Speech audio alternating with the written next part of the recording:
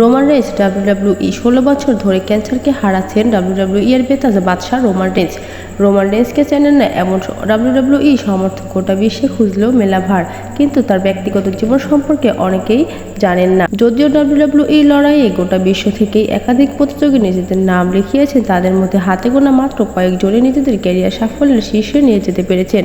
তাদের মধ্যে আবার কয়েকজন রেসলার যথেষ্ট সুনাম অর্জন করেছেন। ডাব্লিউডাব্লিউই দুনিয়ায় তেমনই একজনকে নিয়ে আজ আমরা আলোচনা করব, যিনি খুব অল্প সময়ের মধ্যেই কোটি কোটি সমর্থকদের হৃদয়ে জায়গা করে নিয়েছিলেন। রেসলিং দুনিয়ায় পা রাখার মাত্র 1 বছরের মধ্যে খ্যাতি এবং প্রতিপত্তির শীর্ষে পৌঁছে গিয়েছিলেন তিনি। আমরা কথা বলছি ডাব্লিউডাব্লিউই এর অন্যতম খ্যাতনামা সুপারস্টার রোমান রেইন্সের সম্পর্কে। রোমান রেইন্সের জীবনে এমন একটি অধ্যায় আছে যা তিনি শত চেষ্টা করলেও মুছে ফেলতে পারবেন না। আসুন সেই ব্যাপারে জেনে নেওয়া যাক।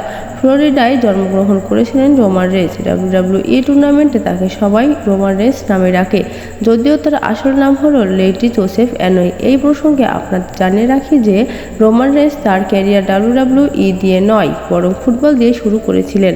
কলেজে পড়ার সময় তিনি চুটিয়ে ফুটবল খেলতেন। প্রথমে তিনি জর্জিয়া টেক কলেজের হয়ে ফুটবল খেলতেন, এরপর তিনি কানাডার ফুটবল লিগ এবং জাতীয় ফুটবল লিগেও অংশগ্রহণ করেছিলেন।